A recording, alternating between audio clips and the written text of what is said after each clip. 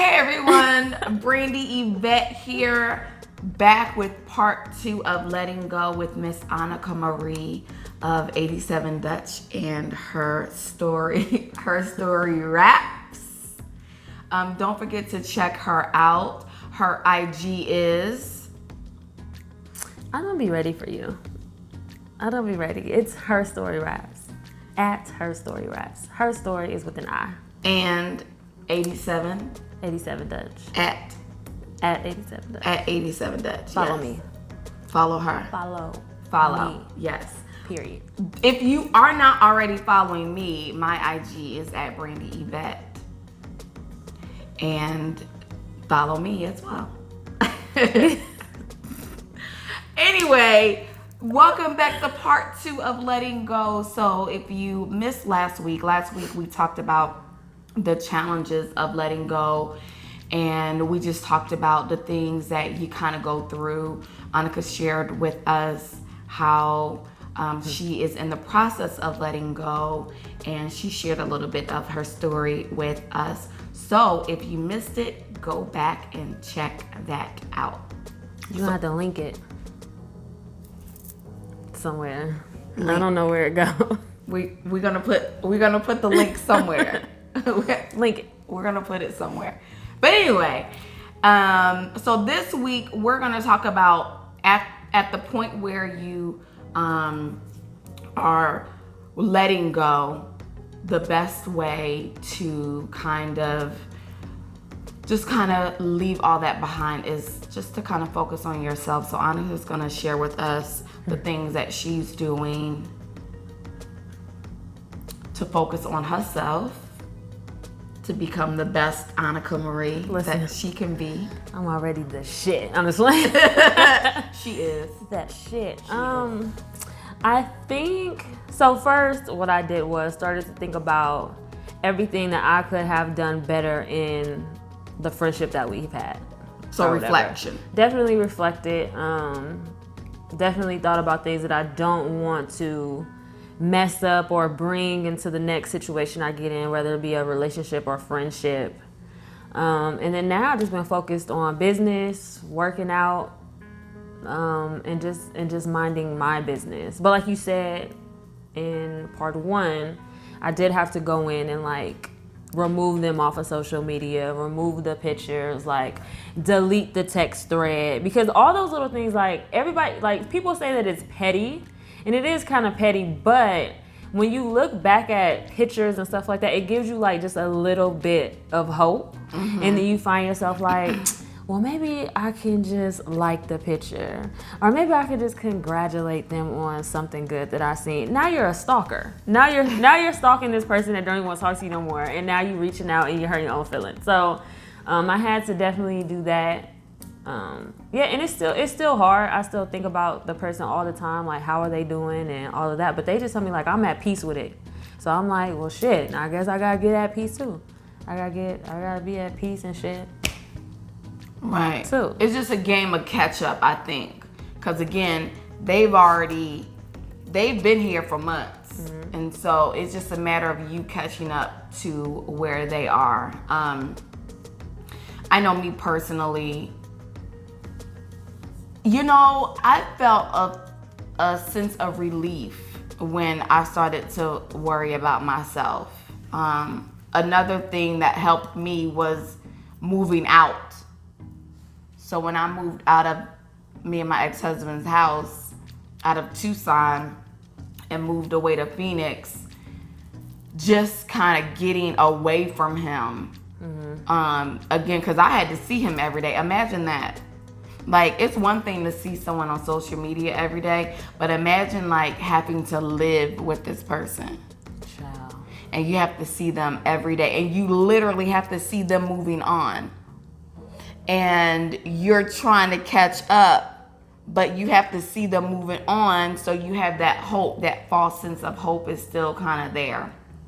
And so I think by me leaving and getting into my own place, mm-hmm. and having my own space where it was only my essence and his essence wasn't there, me being able to truly just surround myself around positive individuals allowed me to focus on myself a little bit more. It just made it easier. And again, it doesn't mean you don't miss the person. You know, I missed my ex-husband for a long time, but there was no contact. Like, I think that's important. You can't keep calling this person. Child. Like, at some point in time, you're doing this to yourself. Because they've already told you they don't want you, they don't want the relationship, or whatever the case may be. And they may be picking up the phone to be nice. They may be texting back to be nice. And then, like you said, it's going to get to the point where they get completely annoyed with you. And then that's when they start being mean.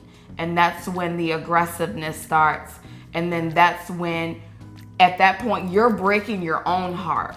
Because if you would have just cut the cord, cut all contact, remove the pictures, unfriend them, you ain't worrying about what they're doing at all. Like, you're not even worried about who they're with, what they're doing on their Saturday night. You get the opportunity to just worry about yourself. And I think that's what helped me. The fact that, you know, I was able to get away, make new friends that didn't even know him. That's another thing too. Yeah. My whole new circle of friends had no idea who the heck he is, and they still don't know who he is to this day. Yeah, it's definitely harder when you all have the same friend circles.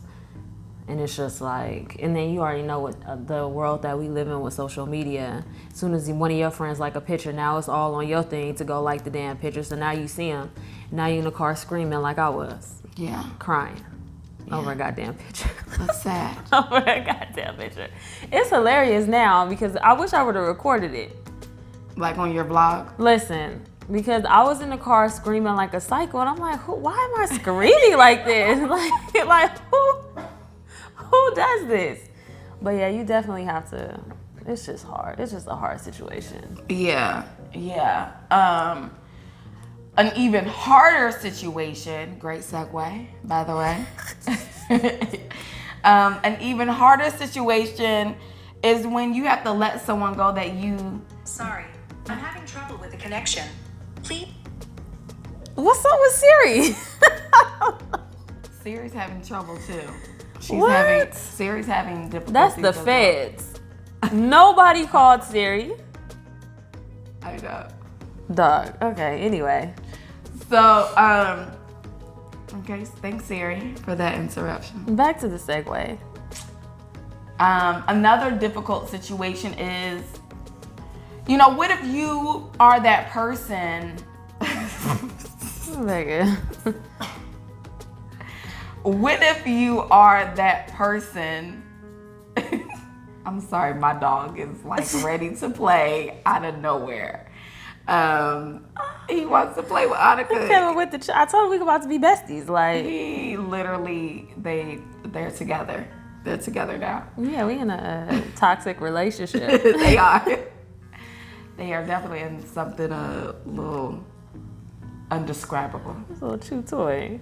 So, but what if you are that person that has to let go, but you don't want to let go because nothing's happened? It's not an actual breakup. Like, it's not like, or what if it is a breakup, but you know that you don't have a future with this person? And nothing bad has happened. This person has not mistreated you, but you have just noticed some red flags and you have to let go. And so I've also experienced that. And I will say that is, I think, even more difficult than the breakup, being on the other end of the breakup, because it's easy when you know that, when you know that person doesn't want to have anything to do with you. It's like, okay, I have no choice. Like, I don't have a choice but to just kind of move on with this. But when you know you could still call that person and you know they gonna answer the phone, like, you know they will answer the phone if you call. Right. Like, you know, if you want to see them, it ain't nothing for you to see them. That's when that will gotta come in. Yes. Like, that takes enormous strength. And I've had to deal with that recently. And the hope is still there, which is crazy. You know, you have this hope that maybe this person will get it together. Maybe they'll call you back when they get it together. And then you have that fear of, what if they don't call me back when they don't get it together? You know, what if I made a mistake? Like, you really don't even know if you've made the right decision or not. But in your heart of hearts, you know that for this moment, it was the best thing for you to do. Felt right. Yeah. And, you know, for me, I had to look this person in his face. Girl. And say, I'm walking away. And I've never done that before. I've never chosen me before. It's important though. I think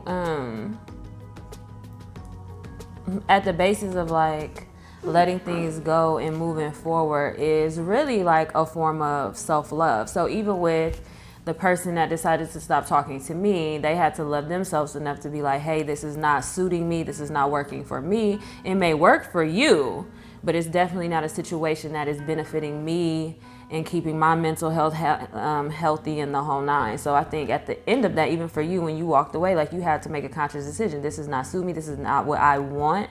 So instead of just continuing on with something, even though you don't know, that was your discernment.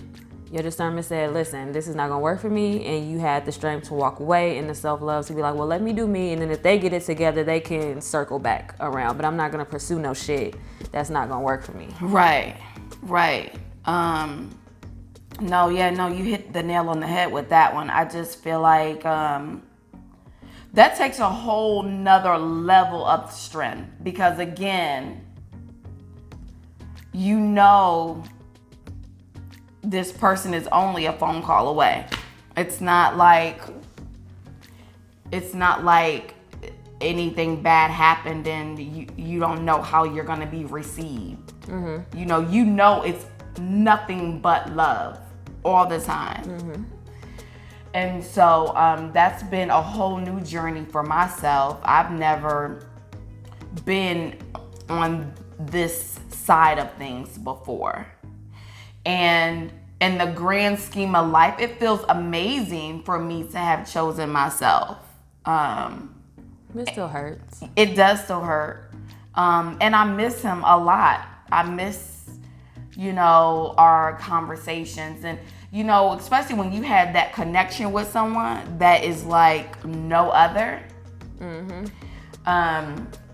And so I recently got into a car accident. And I got I know, child. I was out here trying to kill people. Ma'am. I was out here, child. I'm just gonna keep it real. I rear-ended the fuck out of his Infinity. Boom. I went boom. Not boom. I'm done. I went boom. And so, African man, he went to wait for the police. Is that your accent? I want to wait for the police. Stop. I'm not gonna do this with you. My bad. Okay. But anyway, so I got into this car wreck like 2 days after I walked away, or that I informed him I was walking away. And he was the first person I wanted to call. It'd be like that. You can't even call him. I couldn't even call him. And again, it's not like there was really anything keeping me from calling him, because I know he would have answered the phone for me. I know he would have listened to me. I know he would have been there. I know all of that.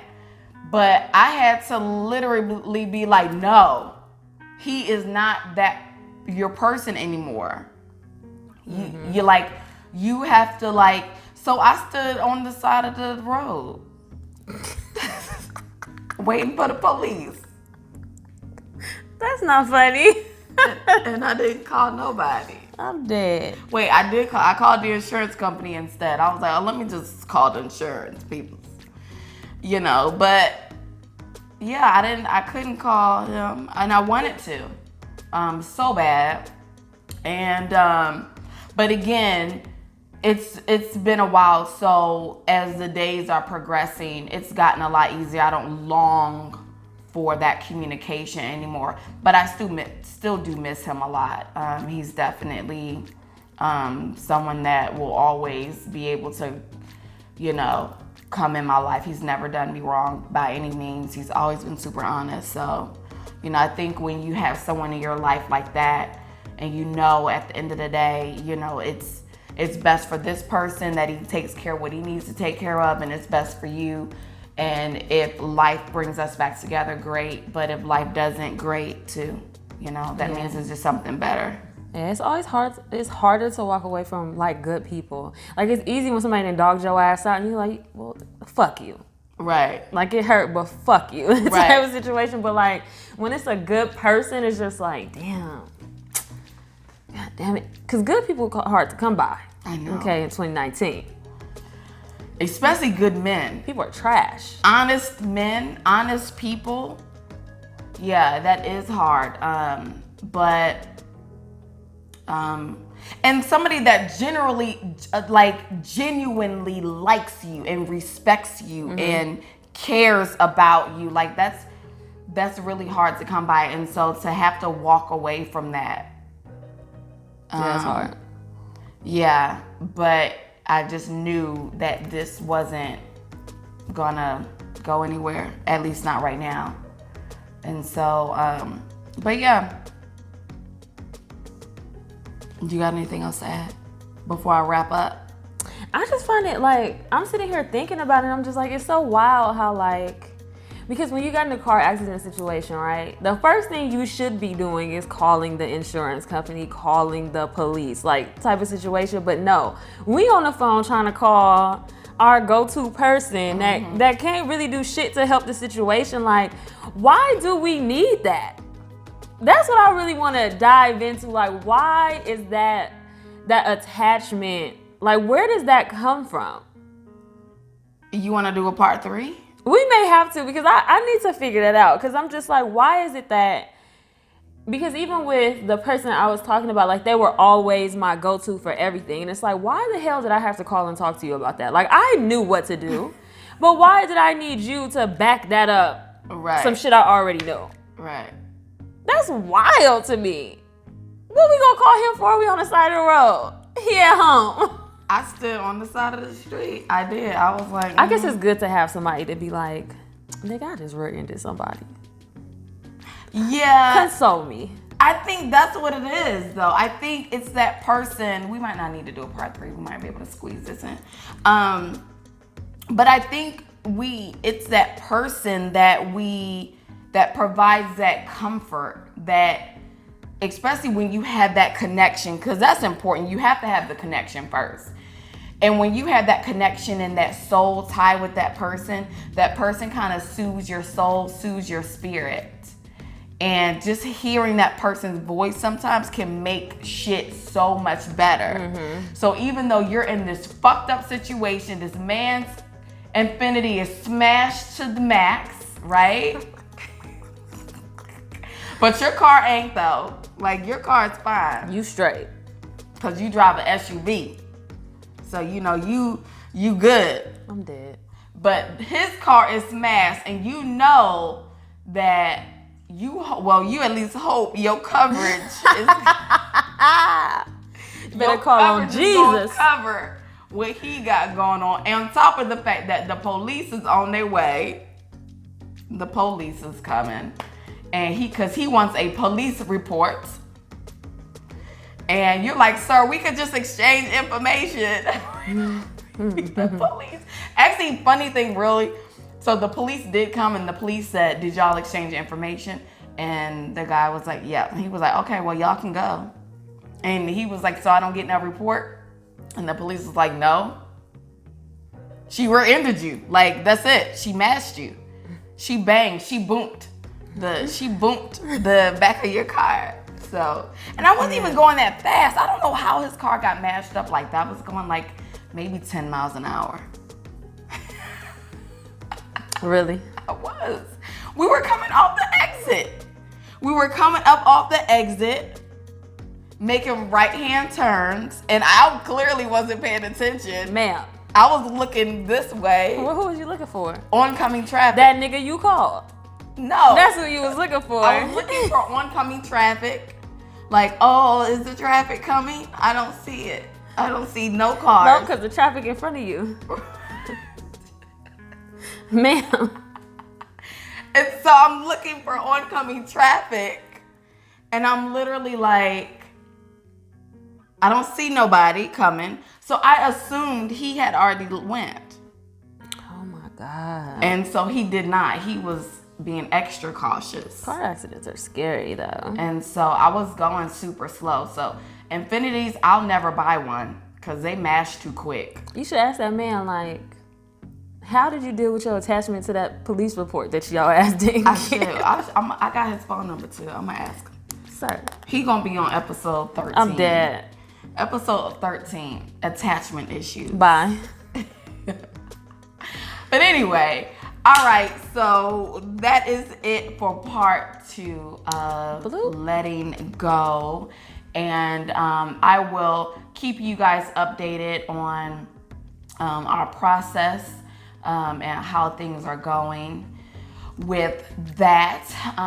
Don't forget to check my girl out at 87 Dutch and her story raps at herstoryraps.com. Story with an I. And 87 Dutch. 87dutch.com. Right. That's it. There's two businesses. Hey. Okay. And if you would like to share your story with me, or if you would like to hear a topic on Just Swallow the Pill, email me at thedifficultpill@gmail.com. Don't forget to like, comment, and share, and follow us on Instagram. My handle is @BraindyYvette. And if you watch this whole video, you might as well subscribe. Stop being a hater. Don't hate. Okay. Don't hate. All right. Thank you so much for joining us. And as I always say, your crown is not on your head. It is in your soul.